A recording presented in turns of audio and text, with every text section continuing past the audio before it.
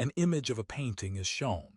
The perimeter of the painting is blue, orange, and white decor, X's, triangles, and E shapes in various positions. The corners are brown squares with decorative X shapes inside. The image is set on a mustard yellow background with tufts of greenish-brown grasses seen along the bottom half. At the left back, four men with brown and blonde curly hair dressed in long-sleeved shirts in yellow, red, pink, and faded blue carry small coffins in varying shades of brown and white toward the right. Three carry them on their back, and one holds it in front of his chest. One wears a pointy cap and two have beards. Two other coffins are seen in the air behind them. In the left forefront, four people are walking two by two, carrying a coffin between them. They wear blue, yellow, and red long shirts, pink, blue, and yellow stockings, and black shoes. The two seen in the front carry a short, thin object in their hands. The two in front have cloths over their heads, while the two in back have short blonde and black hair and look down.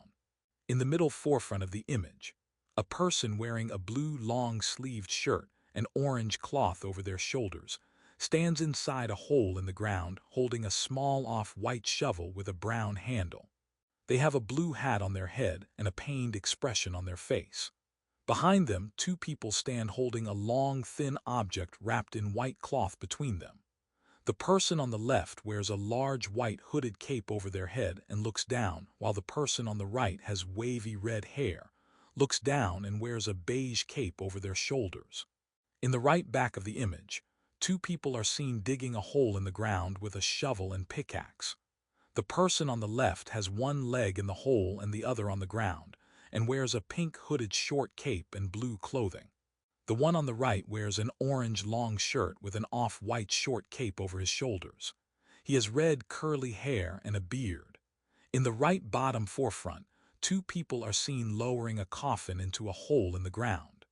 The person on the left wears a long pink shirt with an orange hooded short cape on their shoulders and looks down sadly.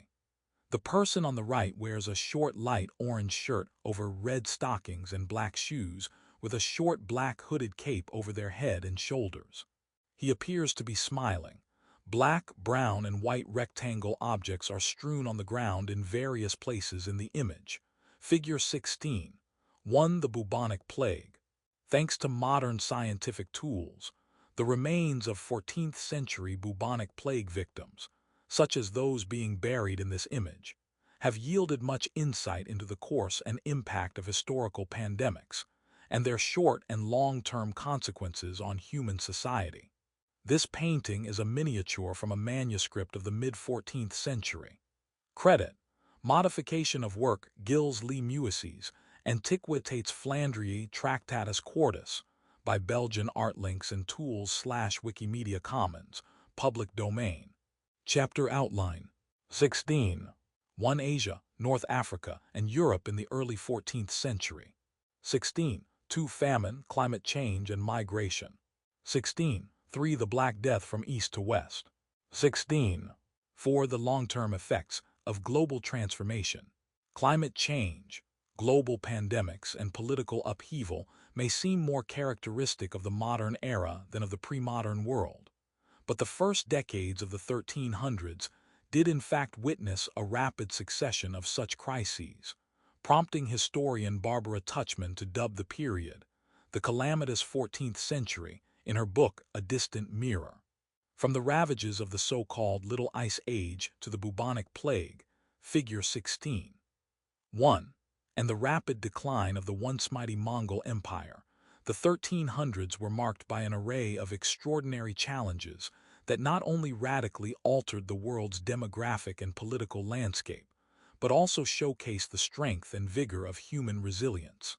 Although any one of these catastrophes might have crushed the societies upon which they descended, in each case, people adapted, rebounded, and rebuilt.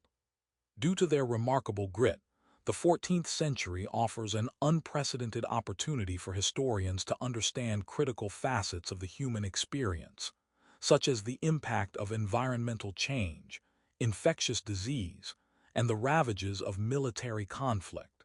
A timeline with events from this chapter is shown. 1250 CE. Mamluk Empire begins. An image of a tall, ornately decorated golden tower atop a gray elephant is seen with a rider on the head. 1270–1368 CE. Mongol Yuan dynasty rules China. 1279 CE. Kublai Khan defeats Song dynasty. An image of a large man with a round face, small eyes in a black and white hat, white robe, and long black hair and beard is shown. 1309–1377 CE. Avignon papacy rules from France. 1315–1317 CE. The Great Famine. An image of a skeleton sitting atop a winged lion wearing a crown holding a large brown stick is shown with a person in a fire below. 1340–1350 CE. Black Death sweeps Europe. An image of a room of sick people lying in beds with others standing over them.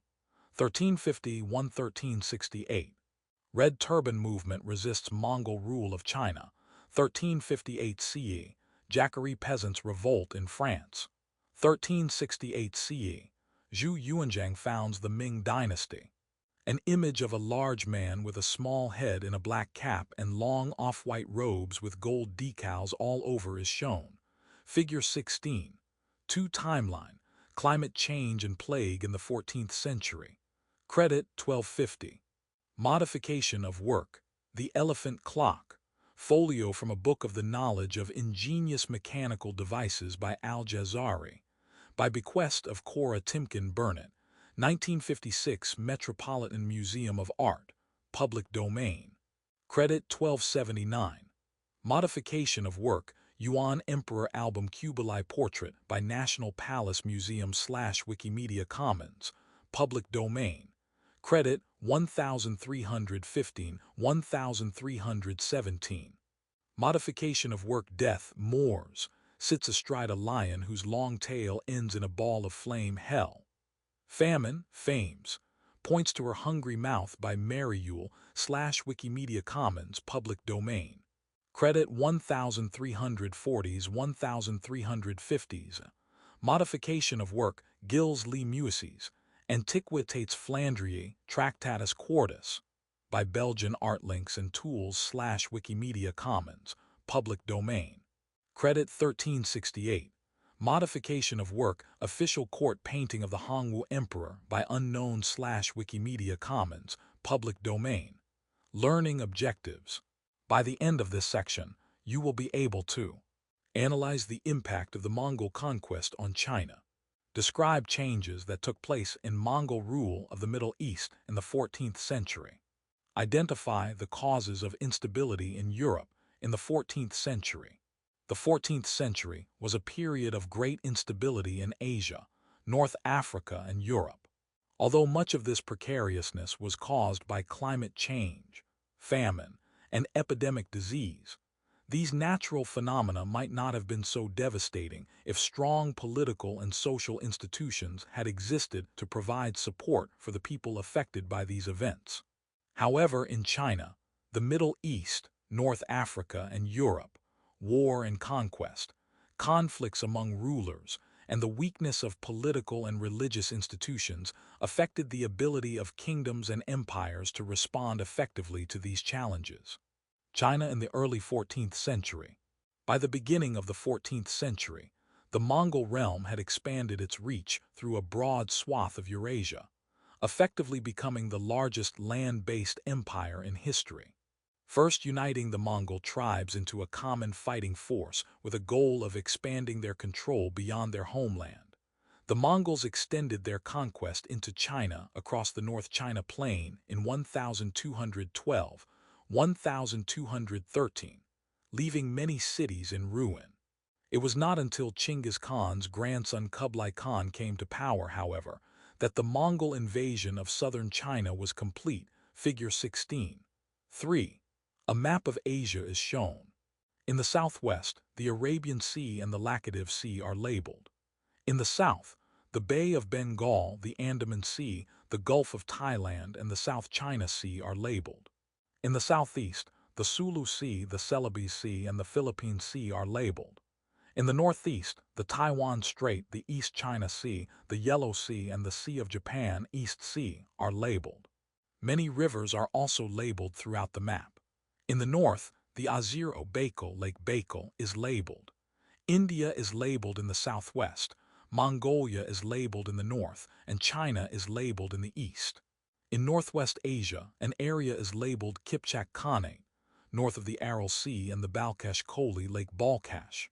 In the west, two areas are labeled Khwarezm and Western Liao Empire. In northern China, an area is labeled Western Xia, and in southeastern China an area is labeled Song Empire by the Taiwan Strait.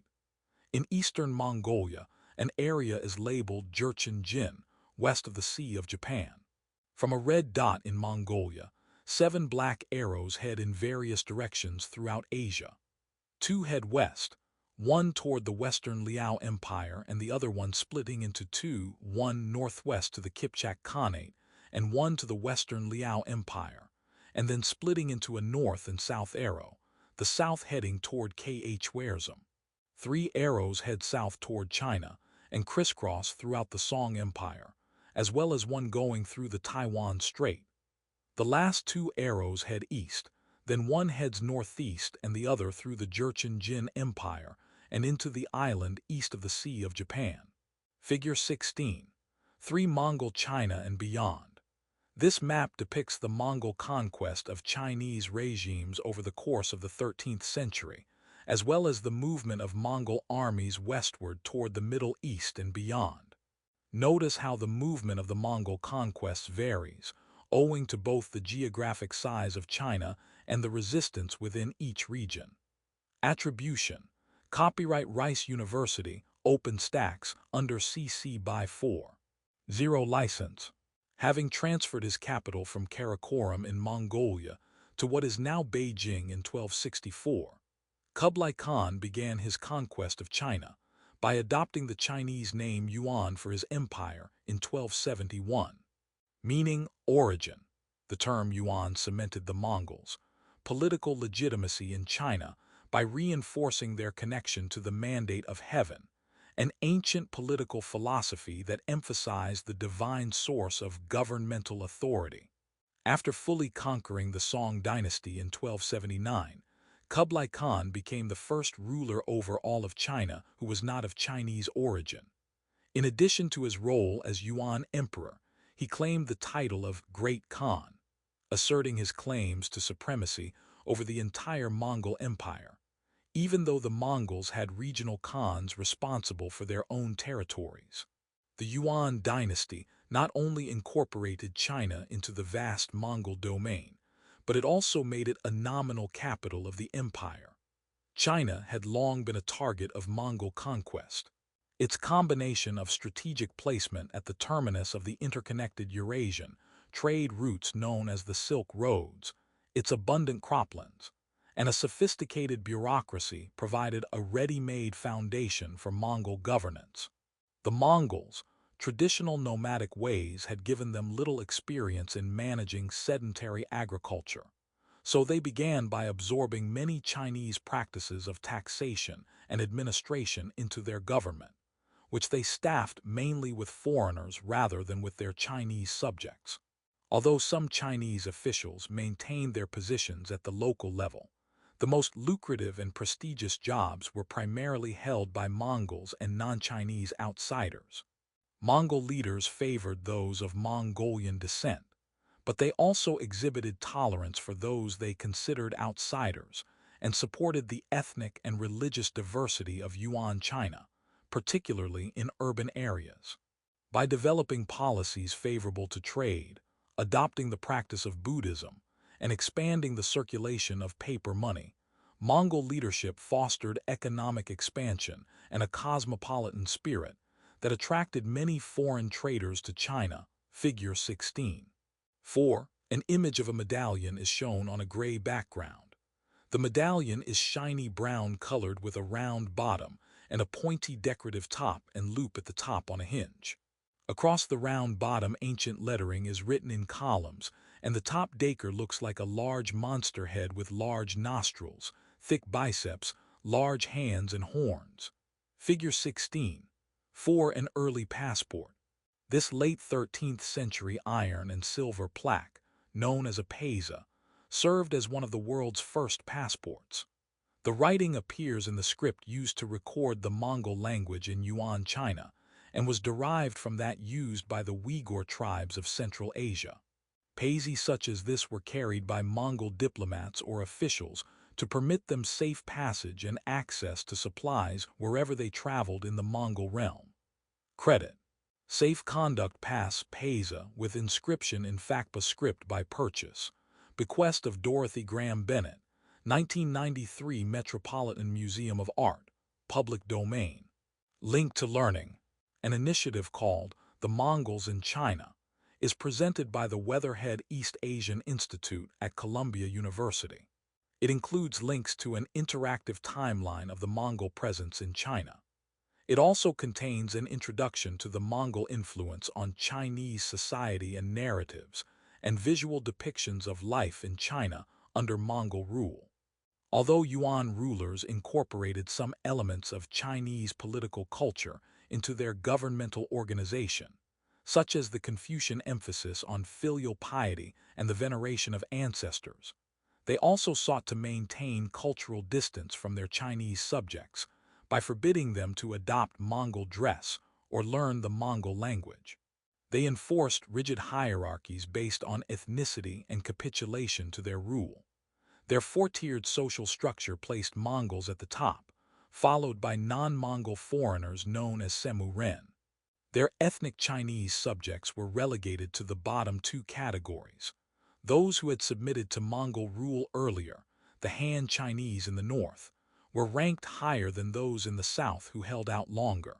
Although the social policy of the Mongols generated a great deal of resentment from their ethnic Chinese subjects, in other respects, the Yuan rulers instituted more benevolent policies.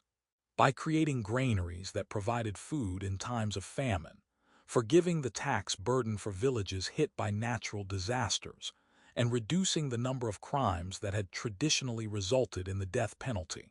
For example, Mongol rulers likely alleviated the hardships faced by many of their subjects. By reducing banditry and making trade safer, particularly along the Silk Roads, they also boosted commerce and improved the lives and fortunes of merchants. Despite Kublai Khan's dominance in China, his attempts to hold a unified Mongol empire together were largely in vain.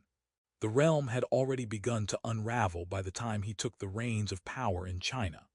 Not only had a sharp divide occurred when some Mongols converted to Islam, but the empire itself had splintered into 4 separate sections known as khanates, each governed by a military ruler or governor known as a Khan, and who linked his ancestry to the sons of Chinggis. Yuan rulers also faced unrest from their Chinese subjects, particularly when a string of weak emperors after Kublai Khan's death in 1294 resulted in a succession crisis that left Yuan leadership vulnerable to revolt.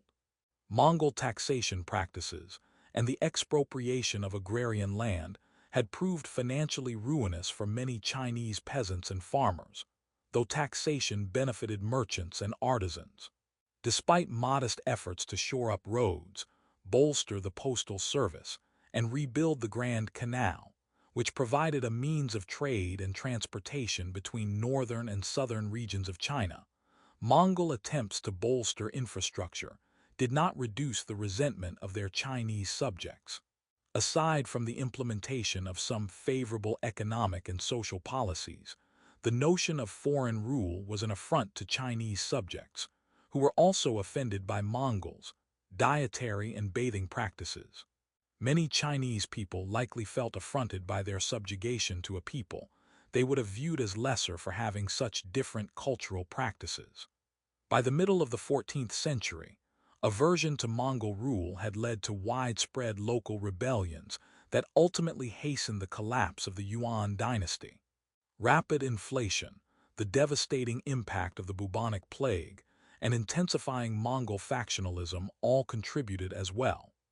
In 1368, the Yuan dynasty officially came to an end when rebel forces triumphed over the Mongol leaders and established the Ming dynasty in its stead.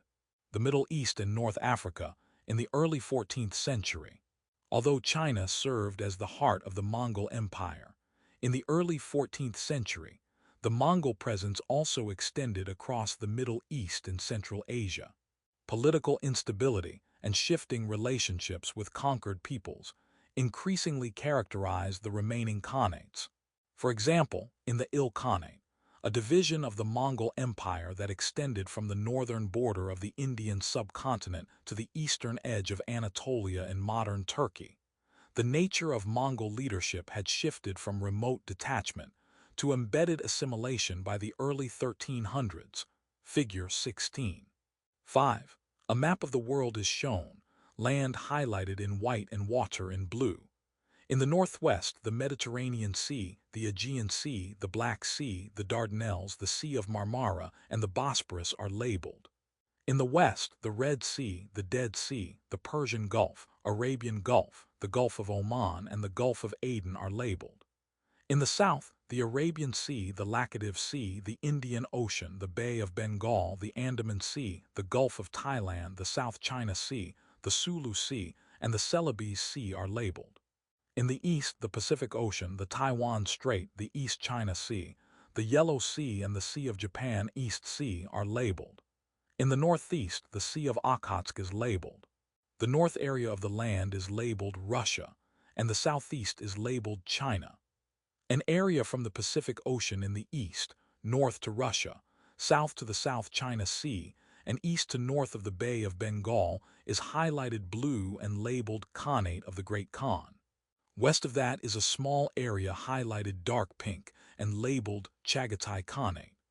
Northwest of that is an area highlighted green labeled Khanate of the Golden Horde. South of this is an orange area that extends south to the Arabian Sea and west to the Black Sea labeled Il Khanate. Figure 16. 5. The Mongol Empire. This map depicts the four Khanates that made up the Mongol Empire in 1335. The Khanate of the Golden Horde, the Il Khanate, the Chagatai Khanate, and the Khanate of the Great Khan, or Yuan dynasty. Although each was nominally under the control of the Great Khan of the Yuan, their rulers had relative independence and autonomy. In some cases, they rivaled each other for influence. Attribution. Copyright Rice University, OpenStax, under CC BY 40 license. When the Mongols occupied portions of the Middle East, their regional leader, Chinggis Khan's grandson Hulagu, used the title Il Khan, Lesser Khan. His realm, therefore, became known as the Il Khanate. Founded in 1256, the Il Khanate was primarily centered in Persia, and its rulers resurrected the ancient title of Iran for this core of their domain, where they sought to maintain Mongol nomadic ways and generally neglected the Khanate's economic welfare. Early on, Mongol leaders largely imposed their traditions and practices as the dominant culture, little appreciating the cultural traditions of their subjects. In addition to experiencing this cultural alienation, many peasants found the first decades of Il Khanate rule financially disastrous, as they lost their livestock and farmlands to Mongol nomads. However, after Mahmud Ghazan, the seventh ruler of the Il Khanate, converted to Islam in 1295, the Il Khans became increasingly embedded within the Muslim communities they governed. Although Ghazan's conversion may have been based solely on religious conviction, it also enabled him to appeal to the growing numbers of Mongols and members of the Persian elite who had become Muslims. Mongols living in the Il Khanate had already begun intermarrying with their Muslim subjects, but this practice greatly increased as they gradually became less culturally distinct from them. This transformation marked a significant shift in the cultural identity of Mongols, who now increasingly became part of the sedentary societies they conquered, and eventually abandoned their roles as military conquerors. Eventually, the transition from foreign interlopers to fully integrated members of the community shifted Il Khanate priorities. Although the northern regions of the Khanate had been badly damaged in the early years of Mongol invasions, Ghazan and his successors focused on rebuilding the agricultural infrastructure in the southern portions of their territory, including the Iranian provinces of Fars and Khuzestan. They channeled resources into rehabilitating the empire's economy and cosmopolitan urban life through the construction of schools, mosques, and bazaars. These policies not only enabled Islamic culture and scholarship to flourish, but they also further cemented the cultural bond between Mongol rulers and their subjects in Persia. Despite the success of early attempts to rehabilitate the empire's economy, by the middle of the 14th century, the Ilkhanate began to succumb to struggles for supremacy after the Ilkhan Abu Sa'id died in 1335. Clashes between Mongol, Arab, Persian, and Turkic factions ultimately split the former Ilkhanate into several successor states. Although fragments of the Mongol Empire, such as the Golden Horde, persisted in name until the 16th century, after the overthrow of the Yuan dynasty in 1368, the Mongol Empire ceased to exist as a unified political entity. Beyond the book, depictions of royalty across borders and cultures. Portraiture has long served to legitimize political leaders and convey an image of their character as rulers. Each image in this selection, figure 16, 6, is associated with a ruler from a different region of the Mongol Empire in the 14th century. From left to right, Mahmud Ghazan of the Ilkhanate, Ayurbarwada, the fourth emperor of the Yuan dynasty in China, and Jani Beg, Khan of the Golden Horde. Although all three rulers were tied genealogically and politically to the Mongol Empire, they each adapted to the unique cultural contexts of their jurisdictions by recognizing and embracing the dominant religious and intellectual views of their subjects. This included having themselves depicted in a way that their indigenous subjects would see as befitting the power and status of their royalty. The differing character of their reigns and the distinctive relationship each developed with the traditions of their respective regions are reflected in the three images presented. Whereas Ghazan, who was born a Buddhist, converted to Islam shortly after ascending to the Ilkhanate throne, Ayurbarwada embraced the Confucian practices of his Chinese subjects.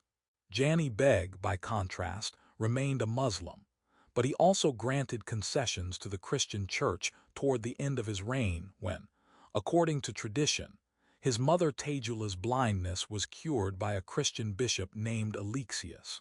Look closely at the images and consider the differing messages they might convey and the ways in which they reflect the unique circumstances of each region. Three images are shown. A faded and stained image shows 3 rows of script across the top on a faded white background. Below, a slanted, ornately decorated roof of a building is seen with red, blue, yellow, black, and white designs with a small yellow bird at the both ends.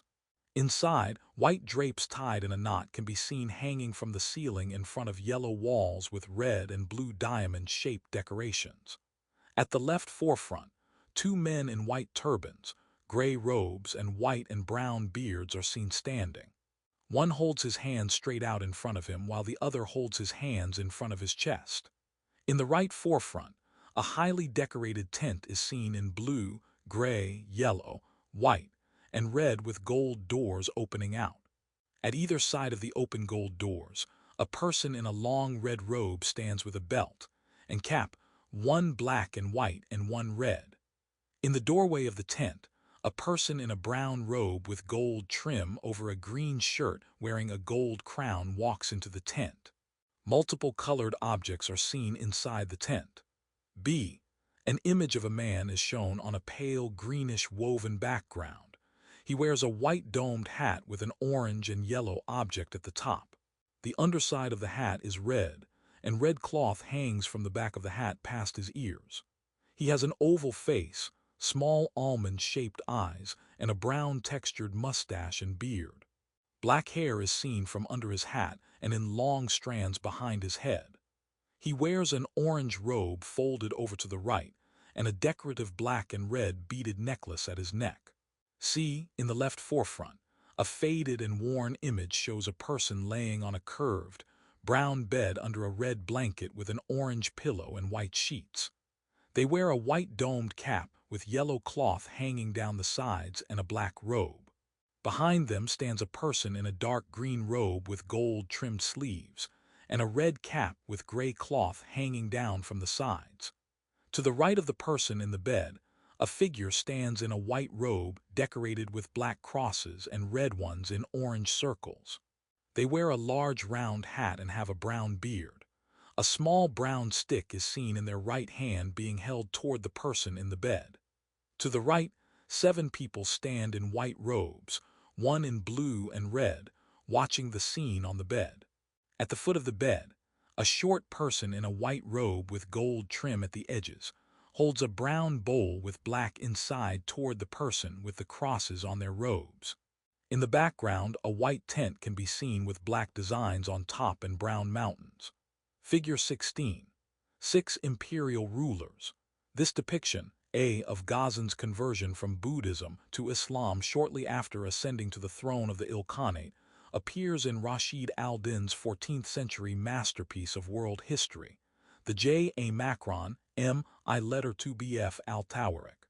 B. The silk painting of Ayar Barwada, the Yuan Emperor Renzong, first appeared in a 14th century album of Yuan imperial portraits.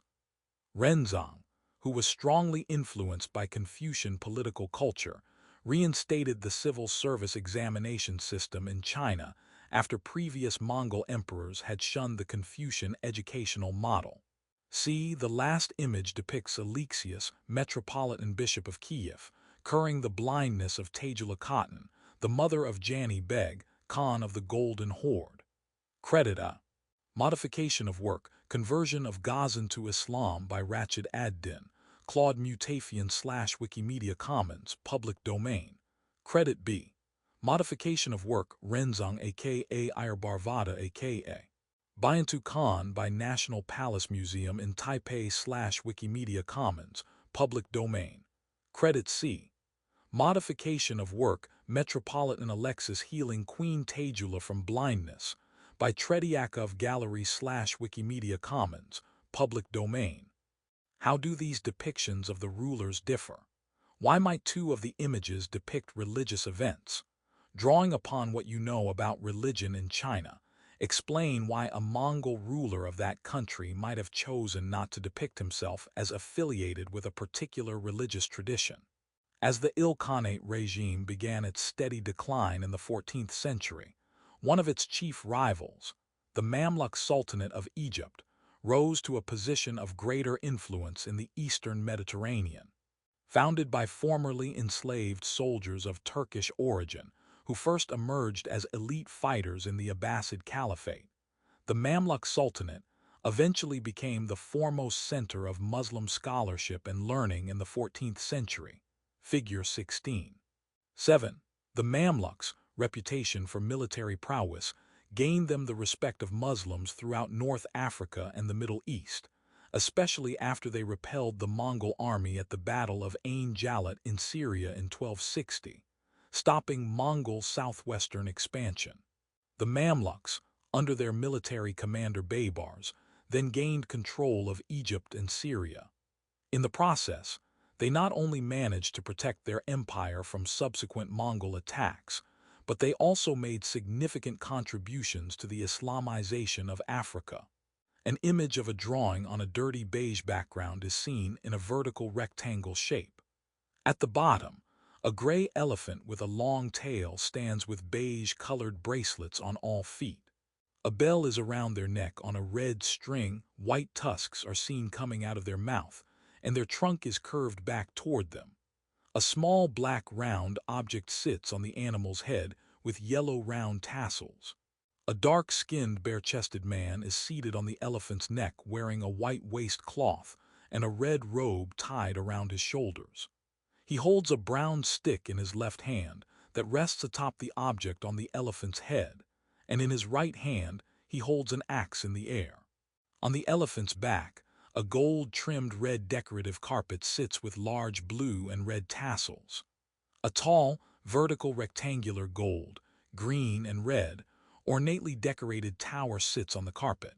From the bottom, a faded person in a blue cloth on their head and white and green robes sits on a gold chair holding a stick in their hands.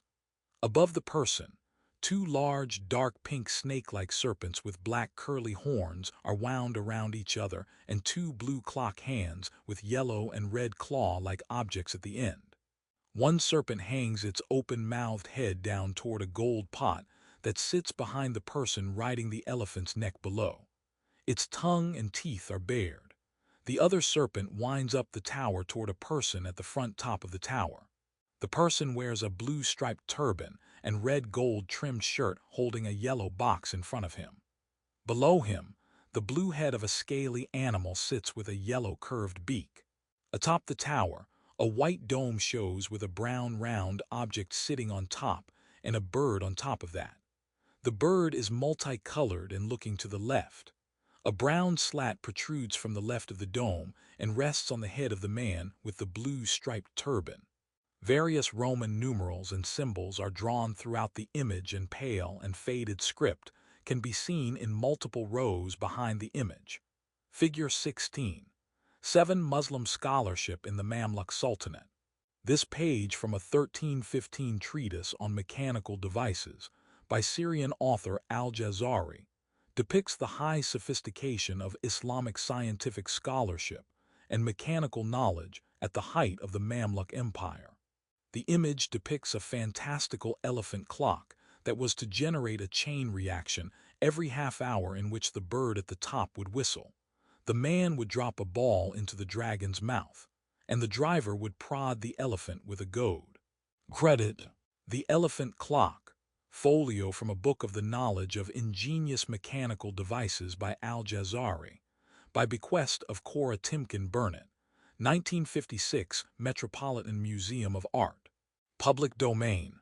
During the period between 1260 and 1341, Cairo, the capital of the Mamluk Sultanate, became a prominent center of Muslim intellectual culture and architecture, drawing many merchants and scholars fleeing Mongol attacks in their Persian and Iraqi homelands.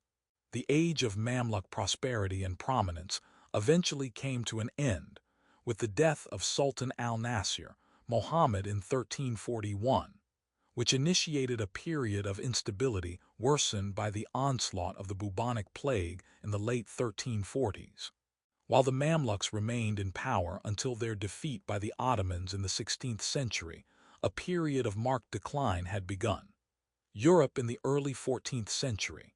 While its eastern and southern neighbors struggled to overcome the challenges of the early 14th century, Europe was also undergoing widespread crises of authority and shifting axes of power in the face of famine, war, and eventually pestilence. At the beginning of the century, a period of worsening weather resulted in crop failures and food shortages that left Europe vulnerable to the ravages of the bubonic plague, a deadly bacterial disease. These crises resulted in demographic changes and economic troubles that signaled profound transformations in the religious and political foundations of medieval society. Not all regions of Europe experienced the same level of upheaval and economic decline. Some areas, such as the Italian peninsula and the French city of Bourges, continued to prosper. But the 14th century was generally an era of chronic conflict and instability for most of the continent. Figure 16. 8. A map is shown with water in blue and the land in multiple colors.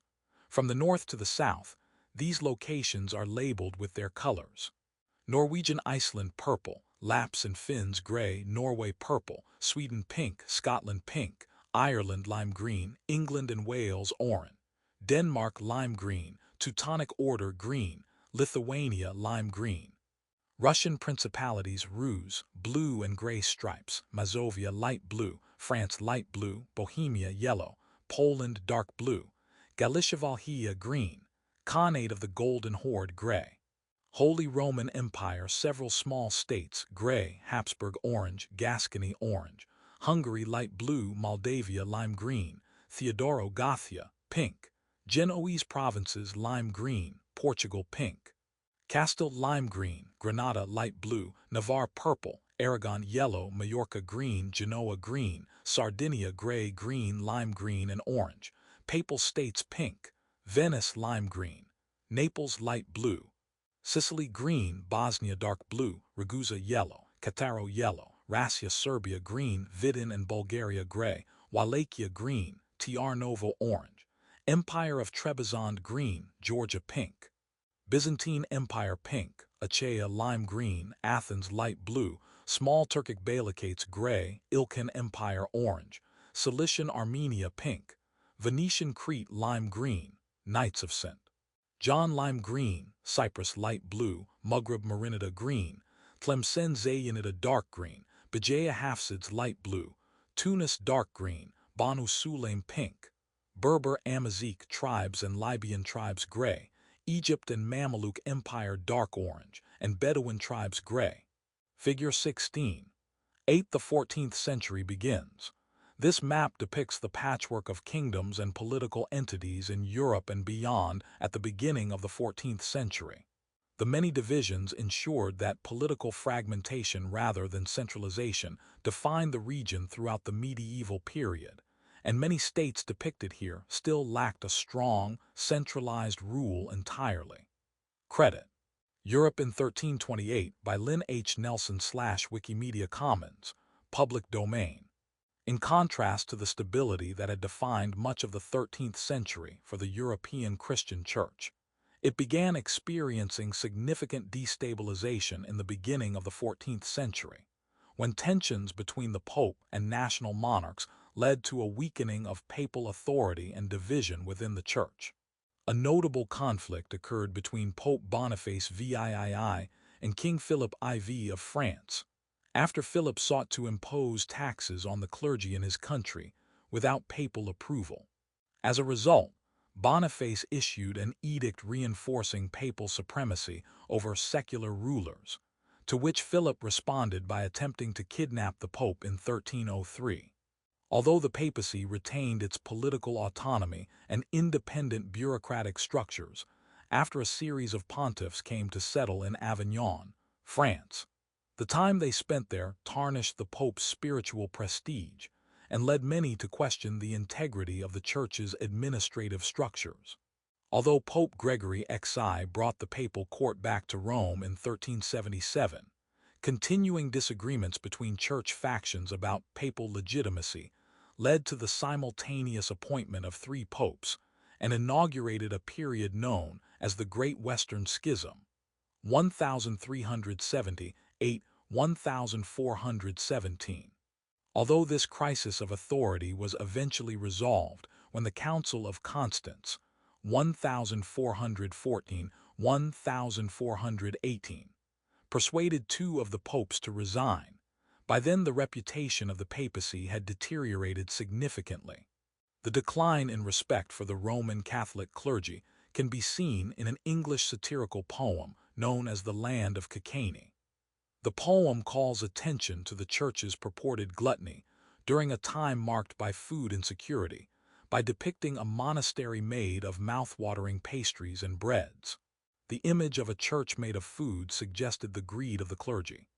There is a fair abbey for monks, white and gray, and its chambers and halls have walls made of pies filled with fish and rich meats, the most delicious man can eat. The shingles on the church, cloisters, bowers, and hall are wheat cakes, and the pinnacles are fat puddings, rich enough for princes and kings. All may be rightfully eaten without blame, for it is shared in common by young and old, strong and stern, meek and bold.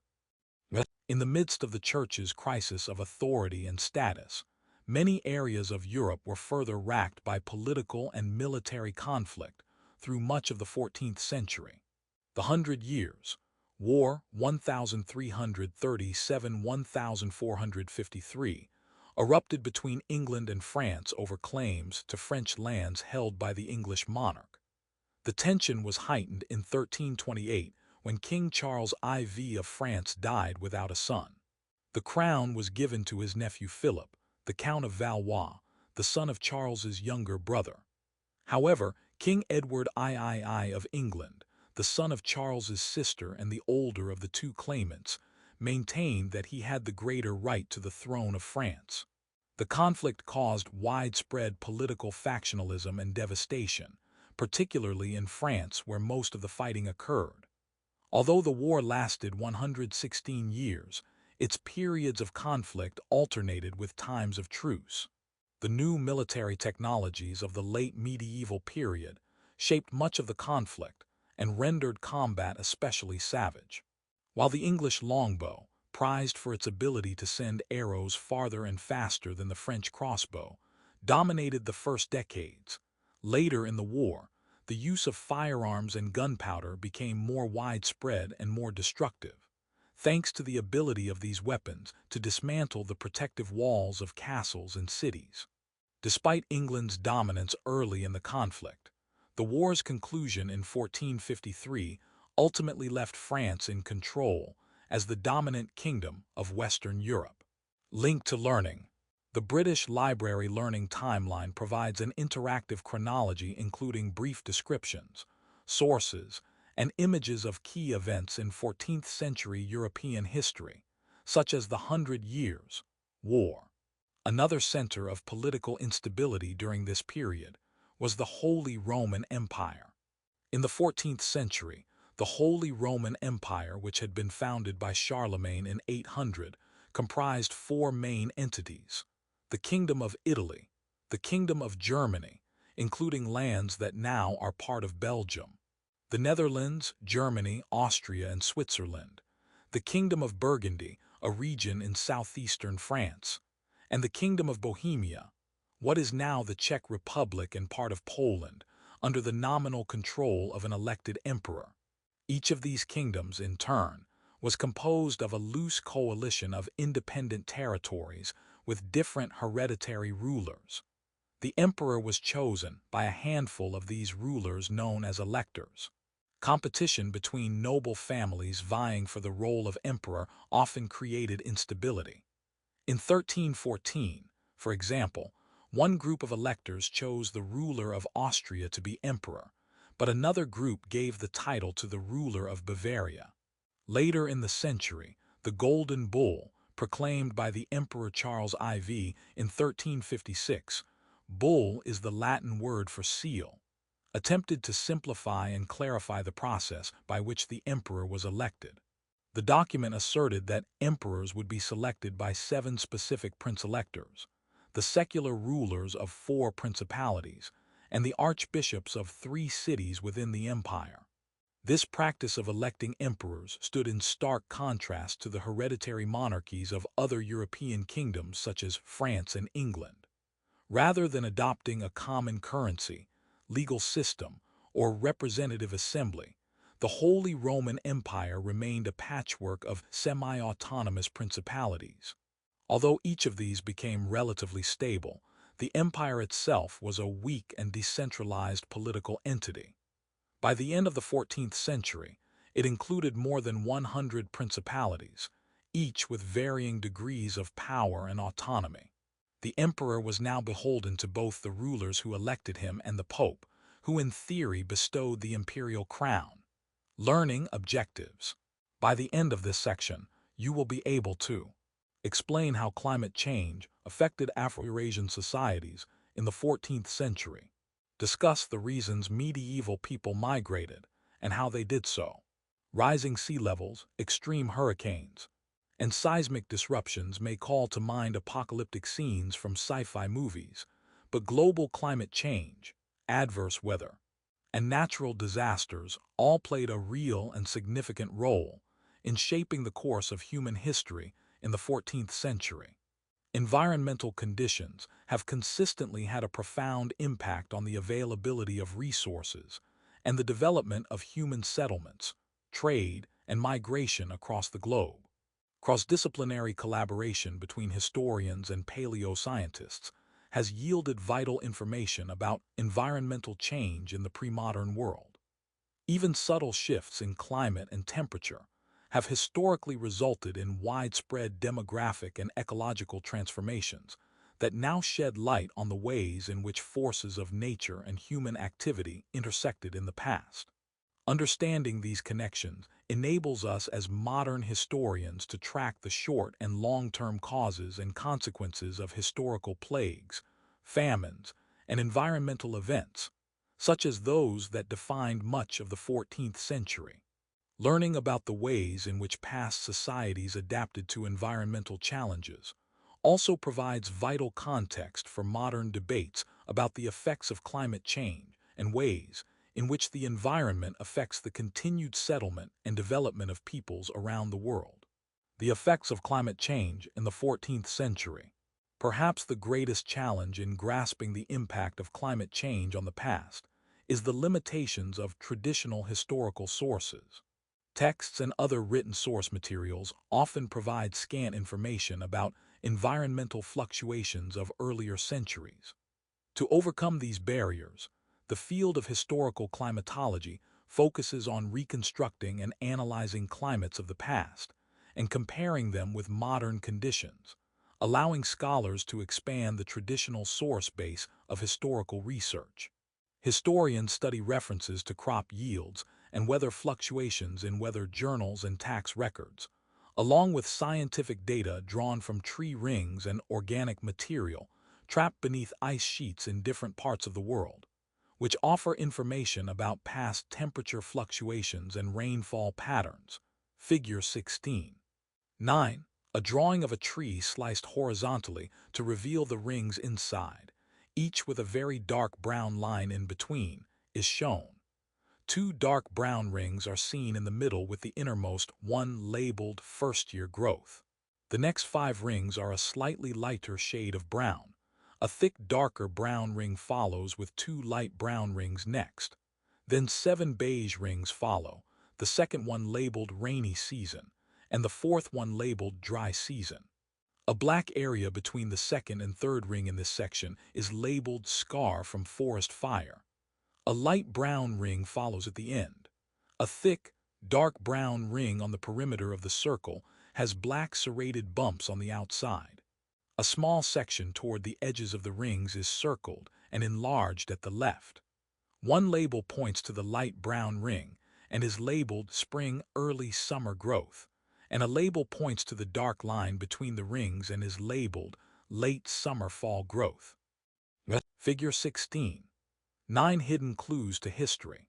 Because trees can live for hundreds or even thousands of years, during which they experience a variety of environmental fluctuations, clues about these changing conditions are often hidden within the rings in their stumps, which historical climatologists can analyze. Credit, modification of work. The color and width of tree rings can provide snapshots of past climate conditions. By NASA Climate Kids, public domain. The investigation of such historical clues hidden in the natural world has enabled scholars to identify the ways in which environmental conditions and patterns of human migration and settlement have together shaped the course of human history. In the case of the calamitous 14th century, a series of unusual climatic changes led to a chain reaction of competition for resources and desperate attempts to mitigate the damage and despair that defined the century's first decades. At the beginning of the 14th century, subtle shifts in global mean temperature and rainfall had a profound impact on the climate of the northern hemisphere, unleashing devastating famines and plagues across Afro-Eurasia. These events caused significant human hardship, disrupted commerce, and contributed to the decline of once great empires, even the seemingly impenetrable Mongol dynasty. Although pre-modern people did not understand these extraordinary environmental shifts, their lives were no less affected by them. In an era during which many people survived on subsistence agriculture, even the slightest change in seasonal weather patterns could devastate crops and result in widespread malnourishment and starvation. Poor nutrition weakens human immune systems, which together with poor sanitation and the close quarters in which people lived in medieval towns, undoubtedly left many more vulnerable to the ravages of epidemic diseases. This was especially the case when the bubonic plague struck much of Afro-Eurasia by the middle of the century. To place the dramatic meteorological changes of the 14th century in context, we must understand how they relate to larger climate patterns. Long-term weather fluctuations, during which periods of relative warmth and cold alternated over hundreds of years, have long been part of Earth's ecological landscape and the narrative of environmental history. Within these longer periods of gradual climatological change, however, less predictable short-term fluctuations have also resulted from rapid changes in wind patterns, ocean currents, and seismic activity. From time to time, such erratic climatological shifts resulted in devastating reversals of typical weather patterns. In the 14th century in particular, the Little Ice Age, a period of unusually cold weather that affected most of the northern hemisphere, figure 16:10, led to significant variations in normal rainfall and a general drop in the mean annual temperature, preceded by a medieval warm period, a span of more temperate climate across the globe from the 10th through the 13th century. The cool temperatures and, in some areas, droughts radically reduced available resources and food supplies.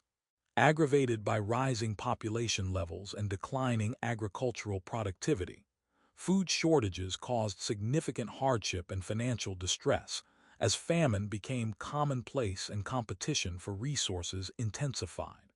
A chart is shown with tick marks along the x-axis and the y-axis labeled change in temperature, 0°C, with 3 horizontal lines drawn to the right of the label. These numbers are listed across the x-axis: 1000, 1200, 1400, 1600, 1800, and 2000. Other tick marks in increments of 50 are drawn but not labeled. A label with medieval warm period is highlighted from 900 to 1300, and a Little Ice Age is indicated from 1300 to 1850. A black dashed line runs through the middle of the chart in a horizontal line, and a red line runs up and down in the chart. It rises above the dashed line during the medieval warm period and dips below the dashed line during the Little Ice Age. It rises back above the dashed line after 1900. Figure 16:10, the Little Ice Age. This chart depicts the shift in the northern hemisphere's temperature over the last millennium, including the medieval warm period that began in the 10th century and the Little Ice Age that ran from the 14th century to approximately 1850. Data source: Northern Hemisphere Temperature Reconstruction by Moberg et al., 2005. Attribution: Copyright Rice University, OpenStax under CC by 4.0 license. Link to learning. An overview of the field of historical climatology is provided in Little Ice Age Lessons, Towards a New Climate History. This overview includes a section about the ways in which the 14th century Little Ice Age offers lessons about past, present, and future relationships between climate change and human affairs. If you have a scientific background and would like to explore the subject in greater depth, a compilation of scientific information about the causes and impact of the medieval warm period is provided by this Science Direct web resource. Charts and graphs are included that demonstrate the temperature and meteorological fluctuations of this period. Although a consensus about the causes of the Little Ice Age remains elusive, possible triggers may have included changes in ocean circulation patterns, shifts in the Earth's orbit, and several massive volcanic eruptions in the tropics that released clouds of sulfate particles into the atmosphere and reflected solar energy back into space at the end of the 13th century. Ultimately, these environmental changes resulted in an advance of mountain glaciers and an overall mean global temperature decrease of 0.6 degrees C, with some areas experiencing as much as a 2-degree drop in annual temperature. This decrease may seem insignificant, but in the absence of modern agricultural and irrigation techniques, it led to catastrophic crop failures and widespread famine in many parts of the northern hemisphere within the first few decades of the 14th century. The increase in glacier growth, moreover, affected many regions of the world, because the more water turned to ice, the less was available to evaporate and turn into rain. As a result, even areas far from glacial mountains suffered prolonged periods of drought. Despite their global impact, the effects of the Little Ice Age were not the same everywhere. In the Mediterranean and West Africa, irregular rainfall and periods of drought dramatically reduced crop yields, whereas in China and Northern Europe, cold weather and the freezing of lakes and rivers were especially pronounced. Elsewhere in Europe and Asia, in 1314, extraordinary rains began to fall that introduced a period of abnormally cold and wet winters. This deluge of precipitation resulted in poor harvests as people struggled to cultivate already overworked land. Outside Afro-Eurasia, evidence suggests that the North American interior also suffered when established agricultural systems faltered under hotter summers with less rain and colder winters, leading to severe population loss in the southwestern region. Although the Little Ice Age was especially devastating in the 1300s, its effects persisted for many centuries. In addition to its immediate impact on crops, late medieval climate change led to longer-term deforestation because more wood was used for heating, in the northern hemisphere in particular. The climate shift not only altered building designs and clothing styles, which became adapted to colder temperatures, but in some places it also ultimately precipitated the eventual adoption of coal for heating and the beginning of human reliance on fossil fuels. Linked to learning, the Little Ice Age, Weird Weather, Witchcraft, Famine, and Fashion is a podcast discussing the historical climatology of the Little Ice Age and its connection with some of history's most critical events, such as the Black Death and the French Revolution. The period known as the Great Famine of 1315–1317 was a direct result of the Little Ice Age in much of Europe north of the Alps, an area of roughly 400,000 square miles. This widespread and prolonged food shortage prompted one of the worst population collapses in Europe's recorded history. It is virtually impossible to know the actual death toll, but it is likely that up to 10% of Northern Europe's population of more than 30 million perished. Even though crop yields began to rebound in 1317, it took several more years for them to return to pre-famine levels. Beyond the devastating loss of lives and human suffering, prolonged food shortages also led to widespread political and economic instability. The prices of necessary food staples like grain skyrocketed, and competition for resources generated social tension, conflict, and an increase in crime. Ultimately, the Great Famine led many to question the ability of church officials and monarchs to respond effectively to crises and catastrophes, which had long-term effects on public trust in these institutions. Figure 16. 11. A drawing in a vertical rectangle is shown on a pale yellow faded and stained background. At the top of the image, a person with skeletal features is sitting atop a winged lion-like animal. The skeletal figure has deep hollowed eyes, teeth in a straight row, and ribs showing at the torso. They hold a large brown sword in their right hand, and the tail of a faded blue flying serpent in their left. The serpent has short yellow wings, long red tongue, and large claws. The lion has large feathered pale pink and yellow wings, a long wavy mane extending from their chin, a red tongue sticking out, and wears a gold crown.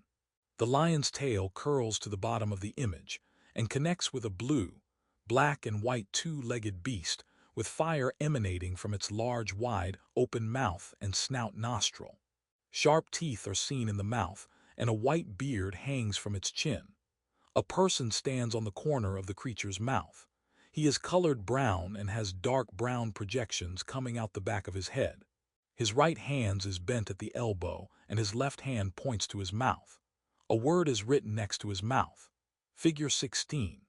11. An allegory of the Great Famine. This image from a 14th century manuscript created in Erfurt, Germany, at the time of the Great Famine, depicts death sitting atop a legendary creature known as a manticore, with famine perched on the fires of hell at the end of the manticore's tail. Credit Death Moors sits astride a lion whose long tail ends in a ball of flame hell.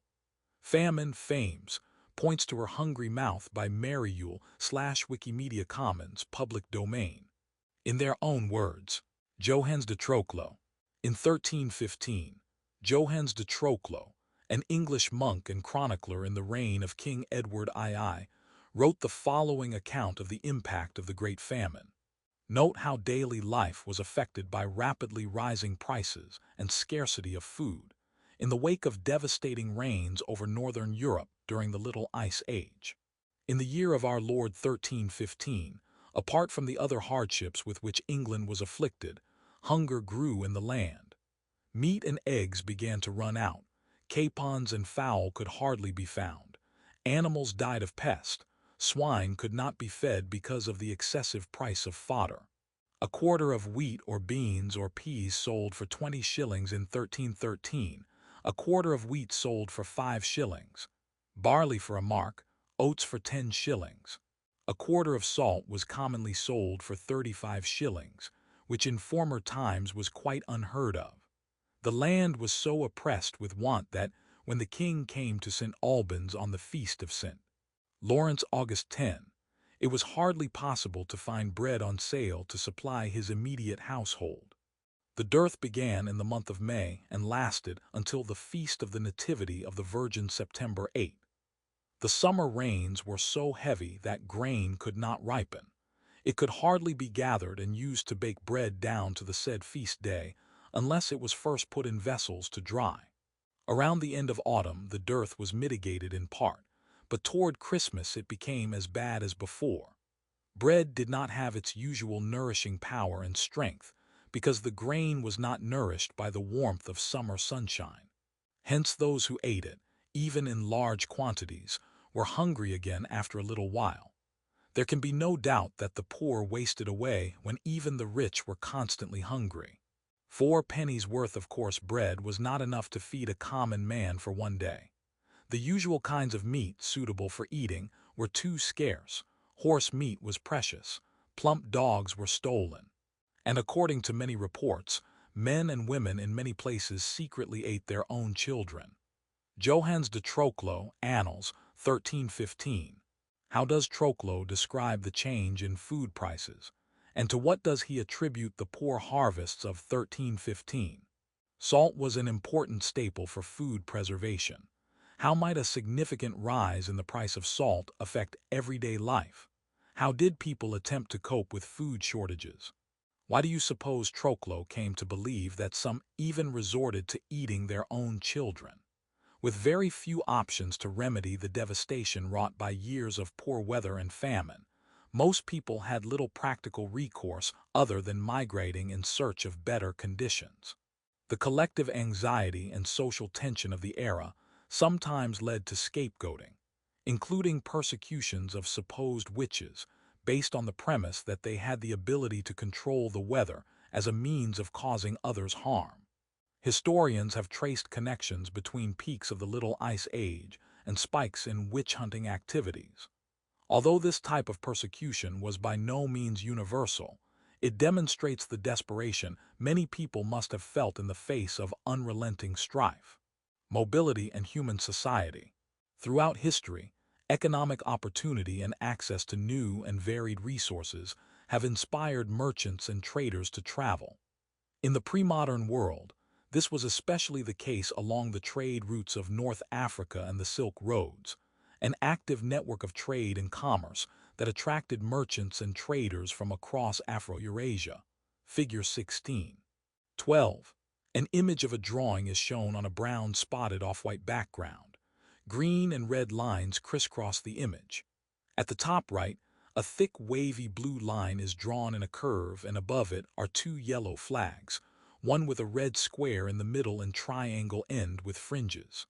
An upside-down circular white castle is in the corner with 3 towers at the top and a red roof.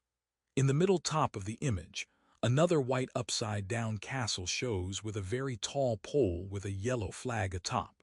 Script in black is written to the right in 2 rows. In the middle of the image, a rocky brown, black and beige path is drawn across the image tilted up at the left. At the front of the path, 8 dark blue horses are shown with red reins walking to the left. One has a red covering on its back with a white sack hanging off the side. A few in the back have white square items at their sides. Behind the horses, a tight group of 6 people walk in pointed green, red, and light blue caps and matching colored robes and black shoes. Behind them at the right 11 figures ride blue and black scalloped horses toward the left. They wear bright red, blue, and green clothing as well and caps. In the lower third of the image, 8 white and red castles are drawn, with one sideways. 4 have black flags flying on the long poles. Red script is written by all the castles on the map, and in this lower portion, black script is written vertically below the rocky path above. A backward B-shaped blue and white area is shown in the bottom middle of the image. Figure 16. 12 traveling the Silk Roads. This detail from a page of the Mallorquin, meaning from the island of Majorca off the coast of Spain. Atlas of 1375 shows the type of trade caravan that traveled through various legs of the Silk Road's journey. Given the length of the route, few merchants covered it in its entirety. Credit: Caravan on the Silk Road by Gallica Digital Library / Wikimedia Commons, public domain. Travel was also a common requirement of religious devotion in the tradition of pilgrimage. Muslims desired and were even obligated by one of the pillars of Islam to complete the Hajj, a visit to Mecca and Medina, the holy sites of their faith in modern Saudi Arabia. Many Christian faithful wanted to travel to sacred sites containing relics of the saints, believed to be imbued with special power, and also to the holy city of Jerusalem, believed to be the site of Jesus' crucifixion and resurrection. The surrounding area was the birthplace of the Christian Church. Jerusalem was also the site of the holiest of holies of Judaism, the most sacred of spaces where the Temple of Solomon had stood until its destruction by the Romans. Beyond the demands of trade and religion, however, travel was far less possible for all but a small elite who could afford the time and expense required. Travel narratives and journals written by the select few who could embark on voyages provide much of our knowledge of pre-modern travel. In particular, the Chronicles of Ibn Battuta, a Moroccan scholar who traveled across much of the Muslim world of Asia and Africa in the 14th century, offer much insight into the conditions and challenges travelers faced. Link to Learning. This interactive web resource from the University of California, Berkeley provides a virtual tour of Ibn Battuta's travels in the 14th century. It also describes their historical context and offers suggested readings and links to related videos and primary sources.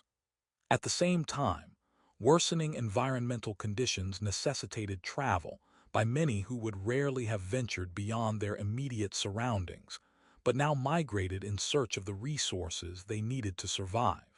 Leaving behind all that was familiar in the hope of finding a more stable and hospitable environment, they faced a variety of perils, including regional disputes, adverse weather conditions, illness, and banditry.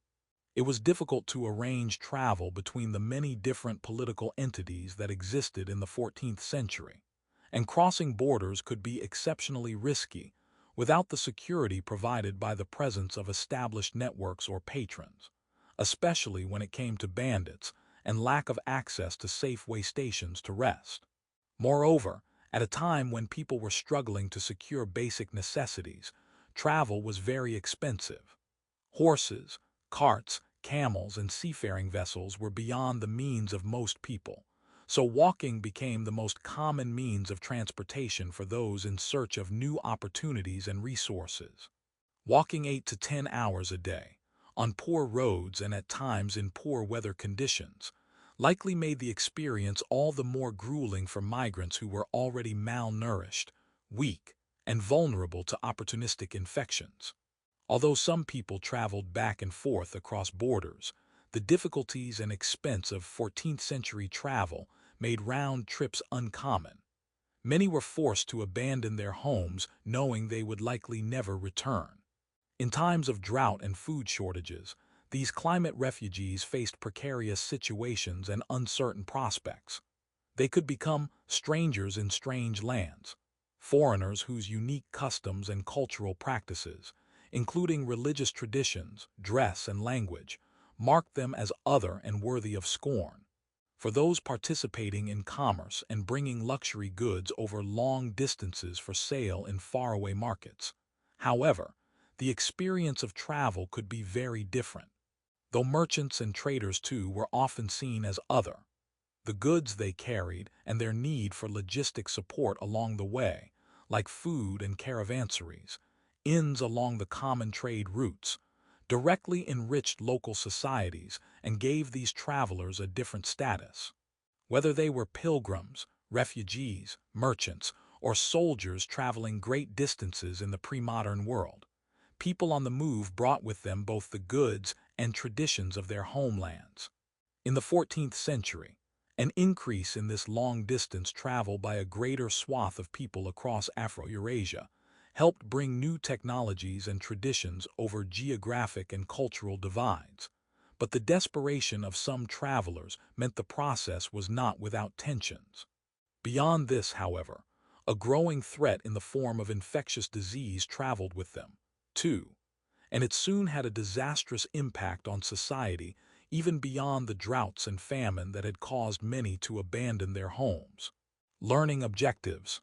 By the end of this section, you will be able to identify the origins and characteristics of the bubonic plague, describe the response to the Black Death in Asia and North Africa, describe the response to the Black Death in Europe. Imagine a world in which medicine was utterly defenseless against a disease that could kill within hours. Vaccines and antibiotics had not yet been discovered, nor was the existence of germs and their role in contagion understood. While treatments existed, their efficacy was limited, and medical knowledge was unequally understood across regions and within class structures. At times, the defenses against illness were prayers, divination, the protective aromas of flowers and spices, and for the select few who could afford to flee heavily populated areas, retreat to the countryside. Such was the world of the Mediterranean basin and Afro-Eurasia in the middle of the 14th century when the bubonic plague ravaged Central Asia, the Middle East, North Africa, and Europe. After the plague had run its course by the 1350s, it recurred in cyclical fashion several times during the second half of the 14th century. It was never fully eradicated, though subsequent waves were not as deadly as the initial outbreak, with the exception of the Great Plague of London in the 1660s and an especially virulent outbreak that began in China in 1894.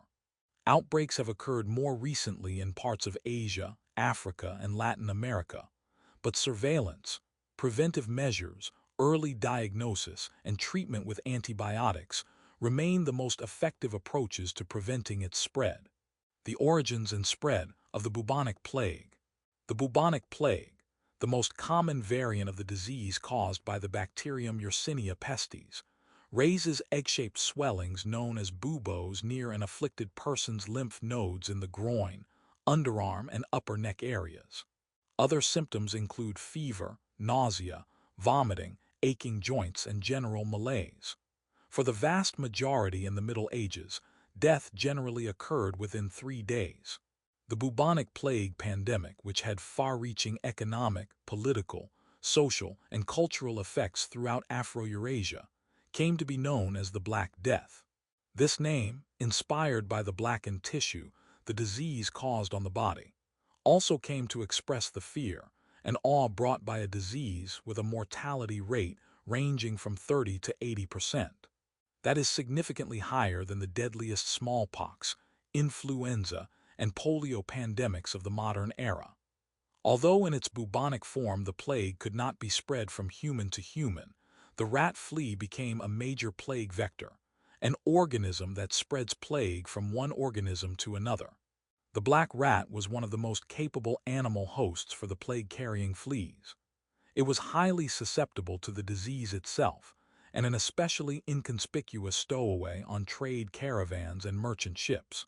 Cases of bubonic plague proliferated as rats spread through the international shipping and trades routes of the Silk Roads and the Mediterranean Sea, where they colonized crowded dwellings in towns and cities. The spread of the plague only increased owing to the increased movement of people. First, it was the Mongol armies, traveling over enormous distances and unintentionally bringing small mammalian stowaways among their foodstuffs. Then, owing to the Mongols, protection of merchants and others traveling great distances during the Pax Mongolica, the disease spread further and in new directions. Finally, those forced to leave their homes for survival amid famine and environmental change created yet another pathway for the disease to spread. Plague-bearing fleas generally preferred to feed on small rodents such as rats and marmots, but when their rodent hosts succumbed to the plague, they secured their next meal from the nearest human. Two even deadlier variants of the disease eventually emerged during the 14th century, pneumonic and septicemic. The pneumonic form directly infected the lungs and was spread from person to person by coughing, with a mortality rate of 95 to 100%. The septicemic variant, which resulted from plague bacteria circulating directly into the bloodstream, was invariably fatal and, according to contemporary observers, seemed to kill within hours of the first onset of symptoms. While historians had surmised for many decades that the plague had spread in primarily one form, bubonic, and in one direction, east to west, new evidence increasingly suggests there was a far greater diversity of spread. Although in many regions where it struck the plague was eventually understood to be contagious, at first the means of transmission were not recognized. Some saw the epidemic as a divine punishment from God, and others speculated that it was caused by a rare conjunction of planets creating noxious atmospheric conditions on Earth. Others blamed foreign travelers, minority religious communities, or vagrants. The desperation incited by the plague's relentless assault often led to scapegoating of marginalized populations, particularly in Europe. Dueling voices. The origins of the Black Death. In the following excerpts are two different historical interpretations of the origins of the Black Death. In the first, medievalist Philip Ziegler discusses the Central Asian origins of the 14th century bubonic plague pandemic, arguing that abnormally high death rates near Lake Issyk-Kul point to the pandemic's beginnings. In the second selection, new research by medical historian Monica H. Green strongly suggests the disease first developed in the 13th century and was largely misunderstood amid the chaos of the Mongol conquests. Green argues that the plague outbreak of the mid-14th century was actually one of 4 explosive proliferations of Yersinia pestis into new environments, and that its origins go beyond a simplistic narrative of rats moving westward. As you read, consider what factors might have led each historian to take a particular point of view. Though it is impossible to be categorical about the origins of the medieval pandemic, investigations near Issyk-Kul, a lake in Central Asia, show that there was an abnormally high death rate in 1338 and 1339. Memorial stones attribute the deaths to plague. Since this area is in the heart of one of the zones in which bubonic plague lies endemic, it is likely that this was the cradle of the Black Death. From there it spread eastward into China, south to India, and west to the Crimea some 8 years later. Philip Ziegler, The Black Death. The combined approaches of evolutionary genetics, working from modern isolates of Yersinia pestis, and the retrieved genetic fragments of the bacterium reclaimed from its pre-modern victims, have given new parameters to the history of plague. Currently, the Biological Archive, which has now yielded over 3 dozen complete Yersinia pestis genomes, in evidence of Europe's late medieval and early modern experience of plague, supports the idea that one specific strain of Yersinia pestis entered the Black Sea and the Mediterranean, and from there into Europe, in 1340–1348. The climate crises and grain shortages of the early 14th century may well explain the intensity of that outbreak. But the West Eurasian Black Death, as traditionally defined, was preceded by the terrors experienced at the sieges in Song China and Western Asia, by the Mongols in the 13th century. The historian, working with documentary sources, will need to track the humans who are now implicated in plague spread. In so doing, historians would do well to adopt epidemiologists' neutral stance toward the task of tracking infectious disease. This is not about assigning blame. It is about documenting humans doing what humans do. Monica H. Green, The Four Black Deaths. How do Ziegler and Green's arguments about the origins of the plague differ? Upon what sources is Green relying for her innovative conclusions? Many historians have focused almost exclusively on the Black Death's impact on Europe, assuming that other regions were only minimally affected. The Americas and Australia were, indeed, entirely spared due to their geographic isolation. Other areas such as the Indian subcontinent experienced relatively mild outbreaks. However, we now know that the disease's spread affected much of Asia, the Middle East, Europe, North Africa, and possibly some regions of sub-Saharan Africa in what are now Ghana, Nigeria, Burkina Faso, and Ethiopia. And new scientific techniques such as genetic testing are strongly suggesting that the plague developed far earlier than modern historians had believed. In its most well-documented form, it ultimately spread along international sea and land trade routes in the 1340s, and by 1409 had reached port cities of the Indian Ocean Trade Network in East Africa. Figure 16. 13. Wherever it went, the Black Death left a trail of demographic destruction and long-term damage to social and economic networks, compounded by the combined effects of drastic climate changes, rebellions, and crop failures that preceded it in many parts of Afro-Eurasia in the early 1300s. A map is shown. Water is highlighted in white and land is shown in gray. The Atlantic Ocean is located in the southwest, the Indian Ocean in the south, and the Pacific Ocean in the east. Europe is labeled in the west, North Africa in the southwest, Asia in the north, and the Middle East is labeled in the middle.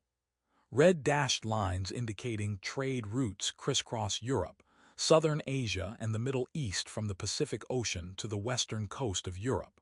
In Africa they hug the east and northeast coasts. Black arrows are shown indicating spread of bubonic plague Black Death. 2 arrows begin in Eastern Asia, and one heads northwest while the other one heads west, splitting into 2. One heads west to Europe, and the other heads toward the Middle East and splits into 2, one north and one continuing west. The arrow heading to the west continues along the coast and heads south along the northeastern coast of Africa. An arrow begins northeast of the Indian Ocean in South Asia and heads northeast. 2 arrows begin in Eastern Europe, and one heads north while the other heads southwest, and then breaks off into 3 arrows heading west and into North Africa.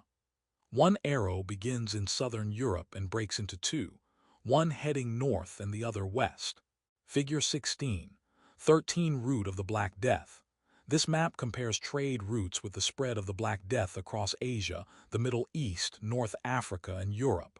Credit: Modification of work TNM Download v2. 0 by National Land Cover Database, NLCD/United States Geological Survey USC/U.S. Department of the Interior Public Domain. The Black Death in Asia and North Africa.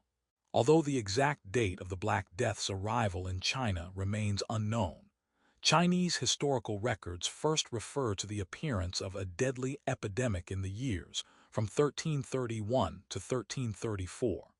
The accounts of the Chinese Imperial Maritime Customs Service, compiled in the late 19th century, suggest that roughly 13 million people perished during this lethal outbreak. For those living in China, the devastation likely seemed to portend the withdrawal of the mandate of heaven from the rulers of the Yuan dynasty. Epidemics, droughts, and other catastrophes could be perceived as omens of divine displeasure and an indication that a ruler had lost divine support. After ravaging China, the plague continued to spread west along trade routes by land and sea that eventually enabled it to engulf much of the Middle East. The Ilkhanate was heavily reliant on the trade networks of the Silk Roads, and especially vulnerable to the plague's disruption of the trade communities therein. In the midst of a protracted conflict with the Golden Horde, a rival Khanate to the north, the Ilkhanate was reeling from the shock of invasion, factional disputes, and the death of the ruler Abu Sa'id Bahadur Khan, possibly from plague, in 1335. The plague's devastating impact on trade and the population decline further compounded the deterioration of Ilkhanate Mongol rule after Abu Sa'id's death. Cities such as Tabriz in Iran that had long served as thriving centers of trade were largely abandoned by the 1340s, when foreign merchants abruptly fled the city and commerce plummeted. To put this into perspective, imagine what would occur if today's most renowned cosmopolitan centers of trade like New York, Tokyo, London, and Hong Kong fell suddenly into ruin as deserted ghost towns. The decline of Tabriz was truly shocking to contemporary observers, but few cities were spared when infected fleas accompanying trade caravans were readily transported across Central Asia and into the Middle East. Although the mortality rate across the Middle East was high, much of our knowledge of the plague's impact in the Muslim world comes from historical documentation of its impact on the Mamluk Empire, 1250–1517, which suffered a population loss of roughly one-third. Under the control of the Mamluk rulers, who were based in Cairo, the trade routes of the Nile Delta were hit especially hard. As in Yuan, China, the onset of plague in Egypt was intensified by localized famines that disrupted agriculture and sent many rural peasants to large cities like Cairo and Alexandria in search of employment as unskilled wage laborers. Being in these densely populated zones significantly increased their chances of contracting the plague. The nomads of the region had long known to avoid settled areas when strange diseases appeared, and they largely managed to outrun the disease by retreating into the desert. Although some of Cairo's Mamluk elite fled to rural areas north of the city in 1347, most decided to remain and protect their citadel from potential attacks from their rivals. In the process, however, they made themselves vulnerable to the plague and experienced high mortality rates. Treatises written by Islamic scholars in the 1340s shed some light on the ways in which the Muslim world responded to the suffering.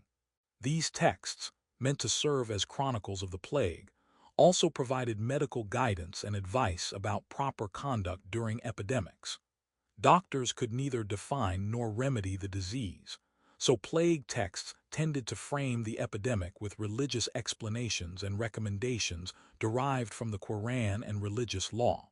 Typically describing the plague as non-contagious, they instructed readers not to flee from it, declaring it a potential opportunity for martyrdom for faithful Muslims and a warning to infidels sent directly by God. Other contemporary Arab writers describe the plague as an apocalyptic catastrophe that resulted from a breach in the gate that separated humanity from Gog and Magog, the evil forces that, according to tradition, threatened to destroy the faithful. Even given the apocalyptic tone of this account, however, the Muslim response to the plague generally lacked the doomsday predictions and persecution of minorities that occurred in other regions such as Christian Europe. Although many undoubtedly fled the plague in spite of the treatises, Muslim writers tended to emphasize the importance of a collective and controlled response that promoted resignation and acceptance of God's will. Many formerly thriving industries in Mamluk cities went into deep decline during the plague, but there was a sudden increase in the construction of madrasas, mosques, and tombs, which for those who survived were a means of expressing gratitude. As a result, urban artisans who worked on these tended to be compensated very well for their skill. The only other occupational group in the Mamluk Sultanate that prospered in the wake of the plague was the spice merchants, since Egypt continued to serve as an important depot in the international spice trade. As agriculture and trade in other industries plummeted, however, The golden age of the Mamluk rulers came to an abrupt end in 1341. Although the Mamluks continued to rule until 1517, fierce clashes and ethnic rivalries within their empire created significant political instability that ultimately led to its collapse. The Black Death in Europe. As the plague began wreaking havoc in the Mamluk Sultanate, it was also making its way to the ports of Europe via Silk Road's trade caravans and merchant ships sailing the Black Sea in 1346–1347. After striking the Mongol-controlled cities of Astrakhan and Sarai in present-day Russia, when bales of flea-infested marmot fur were unloaded, the plague then traveled down the River Don, where it reached the city of Kaffa, present-day Feodosia, Ukraine, a center of trade on the Crimean Peninsula. The plague's entry point into Europe, Kaffa was also the site of a Mongol siege targeting Genoese traders who had taken refuge in the city. Gabriel de Mussis, an Italian notary clerk who witnessed the siege, wrote a gruesome account of the Mongols' efforts to launch plague-ridden corpses into the city. Although its reliability is difficult to establish, the story nevertheless demonstrates that even though the role of microbes was not yet known, dead bodies were believed to be sources of contagion. But the plague was most likely spread to Kaffa by flea-infested rats independent of the Mongol siege. Kaffa had long served as an important administrative center of Genoese trade, and its port was a major hub of merchant activity. From Kaffa, the plague made its way to Italy in the summer of 1347, when plague-bearing rats boarded ships headed across the Black Sea, through the Dardanelles, and onward to the ports of Messina and Genoa. From there, the disease was carried to the port of Marseille and spread into the European interior along rivers, paths, and roads, leaving perhaps as many as 24 million dead, roughly 30% of the continent's population at the time. The plague's arrival in Europe occurred after a period of economic contraction following a series of famines and crop failures earlier in the 14th century. In the early 1300s, a rising population and a relative decline in agricultural productivity had created an economic crisis and falling standards of living for all but the most privileged elites.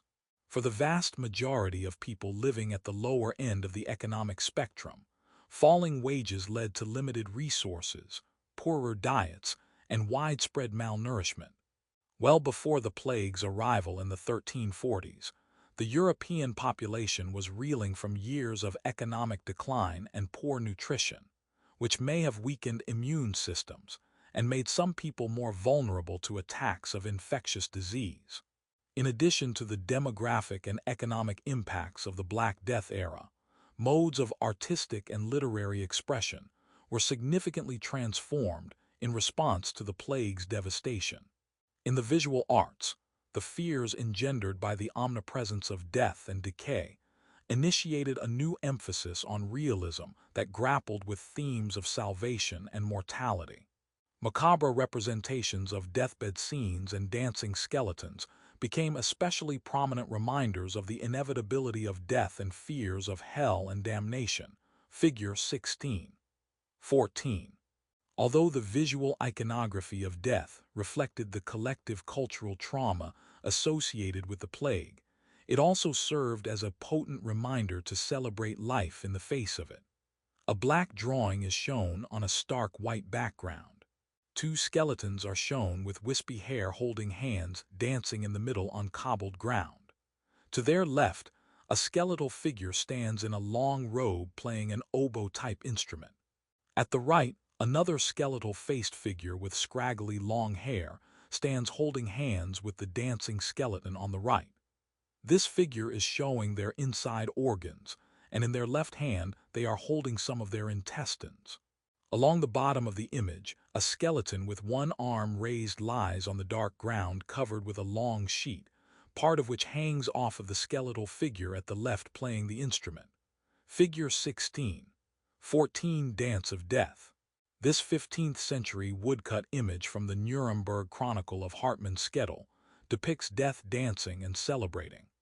The personification of death as a dancing skeleton became a common theme in late medieval Europe that reflects the psychological toll of the Black Death.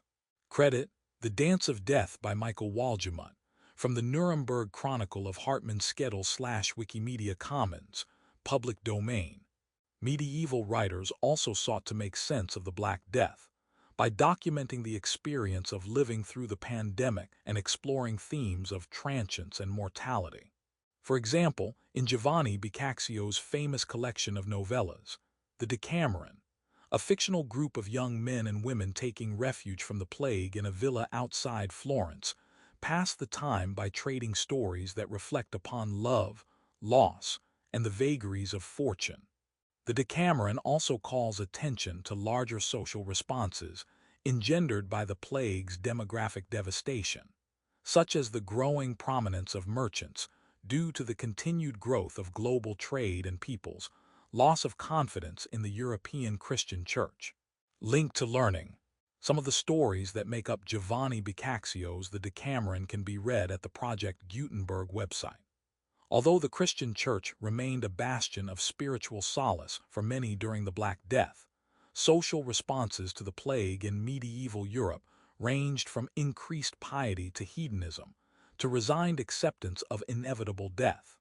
Those who could afford to do so fled the crowded urban centers, but most did not have this luxury. Medieval European cities remained hotbeds of infection, despite the efforts of some Italian cities to impose quarantine and travel restrictions. Some cities even closed markets and prohibited gatherings for funerals. Others required the removal of the infected to plague hospitals. Lacking a germ theory of contagion, however, medical practitioners were unable to fully explain or remedy the plague, although centuries of early scientific observations led many to attempt the techniques and approaches that had served in outbreaks of other diseases. Failing to fully grasp how and why the disease was spreading, however, many of the devout turned to the clergy, who were also dying in record numbers, mostly because of their efforts to care for the sick. But they too were unable to prevent the plague's relentless toll. Although some blamed the plague on earthquakes, astrological forces, or poisonous fog, most people in Christian Europe agreed it was a sign of God's displeasure. In some towns, the belief that communities had to be purged of morally contaminating people, such as prostitutes and beggars, also led to the scapegoating of Jewish people, who were falsely accused of causing the plague by poisoning wells. Regardless of the fact that their communities also suffered from the plague, Jewish people faced widespread persecution, escalating in several cities to full-blown massacres, figure 16. 15. Driven by the fire and brimstone dogmatism of late medieval Christianity, those who led the persecution of marginalized populations sought to placate God by building churches, developing cults to plague saints like Saint Roch, and hunting heretics and outsiders they believed had provoked divine displeasure. A black and white image is shown in a decorated frame with leaves at the corners and in the middle. At the left, a tower of a castle is seen with portions of two other towers in the far background. A large group of people stands wearing dark clothes, helmets and hats, and some holding spears. One man in the front with a beard and curly hair holds a stick and hits at a group of 6 seemingly naked people hidden in a bush. To the right of the bush, a man in a long shirt and black shoes holds 4 sticks over his head and has an open mouth looking down at the bush. Behind him are seen 4 obscure people, and one man behind him leans over with crossed arms resting on the bush. The ground and background is dark and smudged. Figure 16. 15. Scapegoating in a pandemic. This image from a 14th century Belgian manuscript shows Jewish people being burned alive on false accusations of spreading the plague. The anti-Semitism inflamed by the Black Death in many parts of medieval Europe sometimes had deadly consequences, and the scapegoating of Jewish and other marginalized communities led to full-blown massacres at times. Credit. Modification of work, burning of Jews during the Black Death epidemic, 1349, by Bibliothèque Royale de Belgique, from A History of the Jewish People by H.H. Bensasson/Wikimedia Commons, public domain. In their own words, Strasbourg during the Black Death. This excerpt from the cremation of Strasbourg Jewry St. Valentine's Day, February 14, 1349, described the destruction of the Jewish community in Strasbourg in the time of the Black Death, and how city authorities who attempted to defend the city's Jewish population were overwhelmed by an angry mob. In the year 1349, there occurred the greatest epidemic that ever happened. Death went from one end of the earth to the other, on that side and this side of the sea, and from what this epidemic came, all wise teachers and physicians could only say that it was God's will. In the matter of this plague, the Jews throughout the world were reviled and accused in all lands of having caused it through the poison which they are said to have put into the water and the wells. That is what they were accused of, and for this reason the Jews were burnt all the way from the Mediterranean into Germany, but not in Avignon, for the Pope protected them there. Nevertheless, they tortured a number of Jews in Bern and Zofingen, Switzerland, who then admitted that they had put poison into many wells, and they also found the poison in the wells. Thereupon they burnt the Jews in many towns and wrote of this affair to Strasbourg, Freiburg, and Basel, in order that they too should burn their Jews. But the leaders in these three cities in whose hands the government lay did not believe that anything ought to be done to the Jews.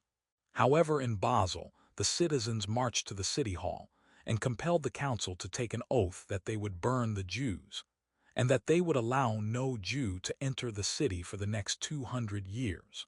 Thereupon the Jews were arrested in all these places, and a conference was arranged to meet at Benfeld, Alsace, February 8, 1349.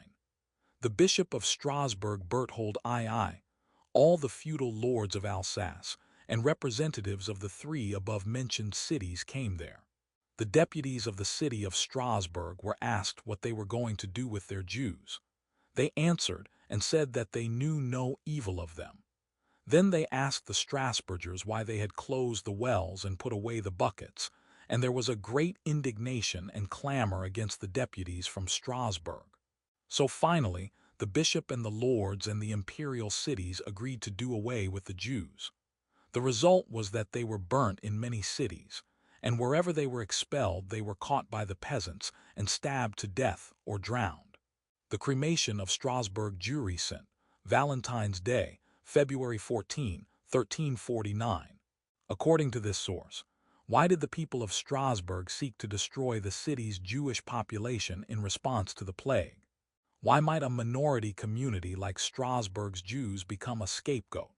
What does this excerpt suggest about Jewish-Christian relations in this period? The desperation and zealotry that inspired some responses to the plague in medieval Europe are perhaps best seen in the appearance of flagellants, people who believed that by publicly flogging themselves, they could atone for the sins of humanity and mitigate divine retribution. After this idea originated in Eastern Europe and took root in Germany, the flagellants traveled from town to town, reciting penitential verses and lashing themselves with leather whips until they drew blood. They were usually welcomed by townspeople who hoped they could bring an end to the plague epidemic. Occasionally, their rhetoric took an anti-Semitic turn, accusing the Jewish people of causing the plague to annihilate Christendom. The flagellants were active through much of Europe in the early years of the plague pandemic, and may have even spread the disease through their contaminated blood. As a result of their increasingly radical orientation, however, by 1349 flagellants had been officially condemned by Pope Clement VI, and they ultimately faded into oblivion in the 15th century. The plague left each region it affected with long-term economic and demographic consequences, including widespread depopulation and cyclic outbreaks of the disease in the 14th and 15th centuries. Old systems of belief came into question, and ancient social hierarchies shifted to accommodate the significant population losses that followed the plague. Peasants, laborers, and those at the lower end of the socioeconomic hierarchy tended to experience the greatest mortality. But for those who survived, pronounced labor shortages led to the demise of some industries and more favorable working conditions in others. The disadvantaged began to question whether social elites really did enjoy God's privilege, as the social hierarchy generally preached, since they too succumbed to the plague and failed to care for those to whom they bore responsibility. Learning objectives. By the end of this section, you will be able to describe how the challenges of the 14th century affected the structure of European society, explain the reaction of religious communities throughout Afro-Eurasia to the challenges of the 14th century. As they recovered from plague, famine, and political conflict, people across many regions during the 14th century took the opportunity to rebuild and rebound. Although some empires fell and once thriving trade routes were abandoned, other entities emerged to take their place and establish the foundations of a truly modern global society. As the crises of the 14th century came to an end, geopolitical boundaries shifted, religions expanded into many new areas, and social traditions transformed to meet the needs of an ever-expanding world. Many social and political structures of the 14th century, such as the Mongols' dominance and the economic and land ownership conventions that made up the feudal system, ultimately ceased to exist. Although it may be tempting to assume the modern world has little in common with the 14th century, the growth of globalization, the interconnectedness of societies and economies throughout the world, as a result of trade, technology, and the adoption and sharing of various aspects of culture, define the later medieval period and the 14th century in particular as transregional exchange continued to expand. Economic and social changes in Europe. Just as political entities and empires broke down or evolved over the course of the 14th century, so too did the social structures and hierarchies that defined much of the medieval period, especially in Western Europe. In many medieval cities, the merchant class began to acquire increasing wealth and power, while in the countryside the political and social pyramid known as feudalism began to weaken. Feudalism had been defined by a small elite group of hereditary landowners, governing the lives of the peasants known as serfs who worked their lands. In exchange for the privilege, serfs paid rent in the form of labor, which generally kept them tied to the land in servitude with little income to spare. This dependent relationship began to disintegrate, however, in the wake of the Great Famine, Black Death, and 100 Years' War. Given massive depopulation and the loss of resources they needed to survive, people increasingly chose to leave locations to which they had formerly been anchored. Peasants left the feudal estates on which their families had lived for generations, as landlords elsewhere offered more generous terms of labor to attract workers who could replace the dead. Many peasants also left the countryside to seek wage labor and employment in cities, which began experiencing significant labor shortages as a result of the plague's staggering death toll. Because the demand for labor was so high, peasants who remained in the countryside, especially males, were now able to press their employers for more money and rights. However, power did not suddenly shift away from the noble landowners in favor of the peasantry and common people. European rulers sought to restore the status quo and ensure the nobility had sufficient access to peasant labor by passing laws that fixed wages at pre-Black Death levels. In 1349, an English law required laborers to accept wages at the level that would have been paid in 1346. 2 years later, England's 1351 Statute of Laborers required all unemployed and able-bodied people under 60 years of age to accept whatever work was offered to them. Similar laws were enacted elsewhere in Europe. In towns, where labor shortages were also a problem, rules requiring guild membership for artisans seeking to practice their crafts were often relaxed, making it easier for newcomers to engage in craft production. Guild masters often responded to the need for labor by shortening the time that apprentices had to serve, which may have helped to attract willing young men to their shops. The same masters, however, often changed the rules of their guild so that only the sons and sons-in-law of current masters could become masters themselves. The enterprising peasant might thus be able to find an apprenticeship in a trade, but he would not be able to advance to the highest level and become an independent master or the employer of others. The past meets the present. The COVID-19 pandemic. Although the devastation of the Black Death may seem difficult to fathom in an era with access to modern scientific knowledge and medical technologies, COVID-19 clearly overwhelmed contemporary public health systems across the globe in 2020-2021. Far more than a health crisis, the pandemic has also had disastrous social and economic effects. In addition to causing significant loss of life worldwide, it has disrupted global supply chains, food systems, and the world of work. The global recession of 2020 was the deepest since the culmination of World War II. Millions of people remain at risk of falling into extreme poverty, particularly in low-income countries. According to the World Bank, the COVID-19 pandemic pushed more than 88 million people in South Asia and Sub-Saharan Africa into poverty in 2020 alone. In addition to its impact on health and economic systems more generally, the pandemic laid bare the vulnerabilities of the global food system. Border closures, quarantine measures, and trade restrictions made it more difficult for workers to harvest crops and for farmers to reach their markets, leaving many people with reduced access to healthful and affordable food. And as millions of wage earners lost jobs or fell ill, rates of food insecurity and malnourishment continued to increase, while the logistics system through which goods traveled became strained, and many essentials became much harder to find.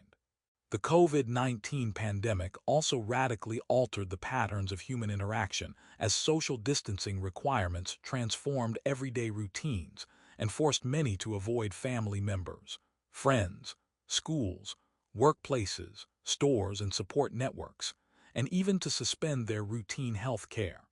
The psychological effects of quarantine, financial loss, and infection fears led to a worsening of chronic health problems, increased substance use, and elevated risk of adverse mental health outcomes including depression. How would you compare the experience of living through the modern global pandemic of COVID-19 to the 14th century's experience of the plague? Considering the effects of both the plague and the COVID-19 pandemic, what can we say about the positives and negatives of an increasingly globalized world? Link to learning. The experience of infectious disease can be different depending on a variety of factors, especially access to wealth. While diseases do not discriminate between the poor and the rich, our ability to avoid exposure does. This article from The Conversation.com provides some fascinating contrasts between the Black Death pandemic in the 14th century and the COVID-19 global pandemic in the modern world. Emboldened by the shift in power and angered when the nobility attempted to limit their economic opportunities, peasants launched rebellions that further damaged the foundations of feudalism by calling into question the lord's traditional privileges. These popular revolts, such as the jacquerie, a French word for a particular type of garment that came to be associated with peasants and peasant uprisings of northern France in 1358, and the English Peasants' Revolt of 1381, included not only peasants but also merchants, craftspeople, and other common people. Although the landowning elites ultimately prevailed in most of these clashes, their role was changing rapidly. With fewer people to work their land and generate income for them, their collective wealth contracted significantly.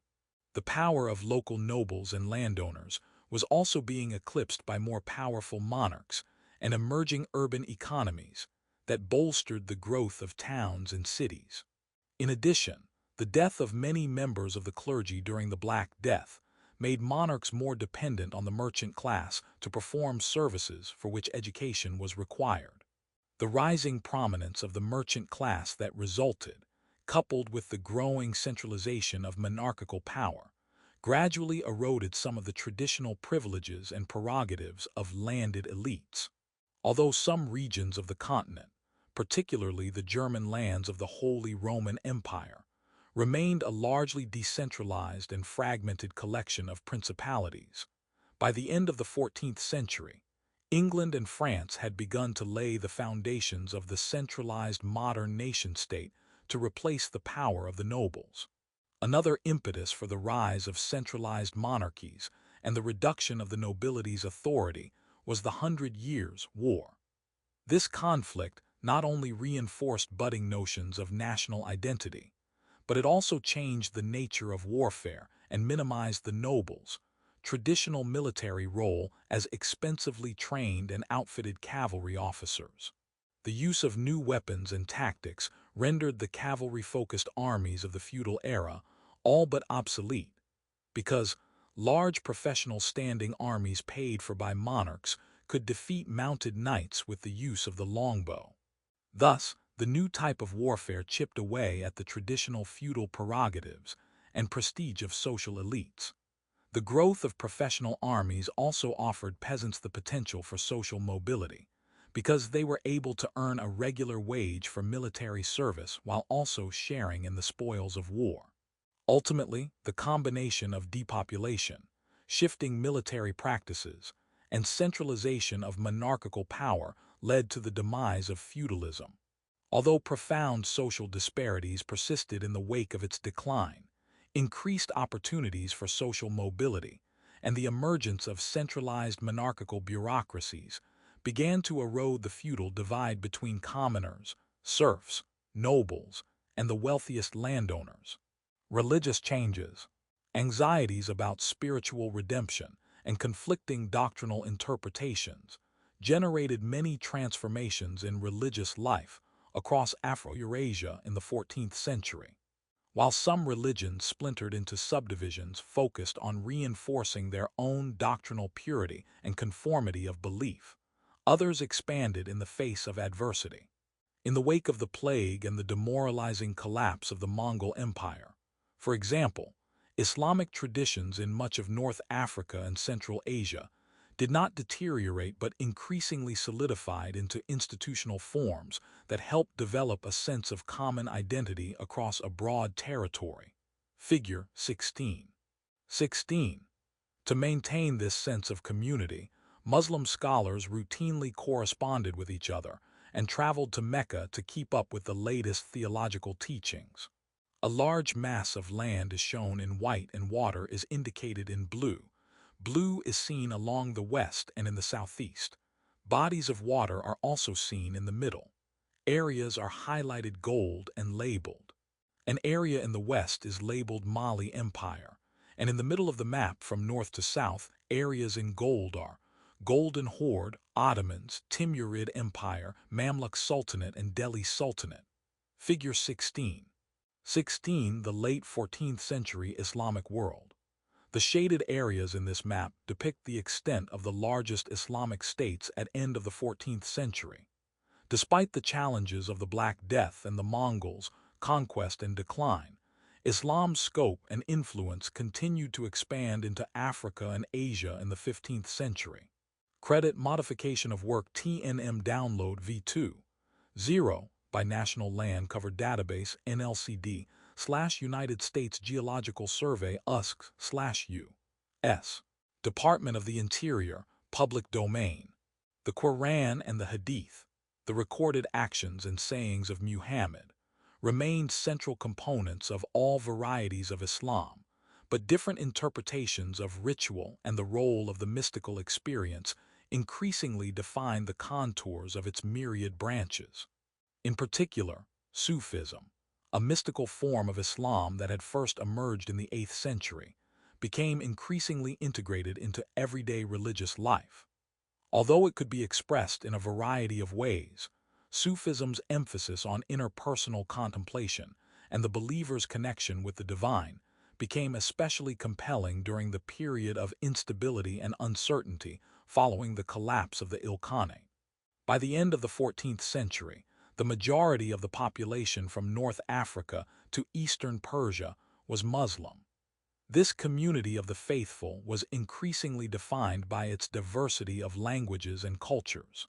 But allegiance to a shared historical tradition and set of core beliefs provided unity and coherence, as did believers' social networks, schools, and mosques. This cohesion and continued growth enabled Islam to expand into sub-Saharan Africa and Southeast Asia, setting the stage for Muslim ascendancy in the 15th century. While Islam spread across Central and Southern Asia, China focused on recovering its religious and philosophical traditions after years of Mongol rule. Thus, the Ming era represented a period of introspection and isolation. Zhu Dai took the imperial title of Yongle Emperor and ruled from 1402 to 1424 as the third emperor of the Ming dynasty. He reinstated Confucian-based rituals and learning by sponsoring the compilation of a massive encyclopedia that incorporated writing from thousands of Confucian scholars. Although Confucianism coexisted with Buddhism and Taoism in Ming China, it effectively complemented these traditions rather than competing with them. Meanwhile, Western Europe was grappling with emerging cracks in the foundations of Christianity, its principal religious tradition. By the end of the 14th century, leadership crises associated with the Avignon papacy and the Great Western Schism had badly damaged the papacy's reputation and led many to question the Church's piety and integrity. After the conclusion of the Great Schism, some attempts were made to resolve such doubts and misgivings by granting more authority to councils of clergy rather than popes through the conciliar movement.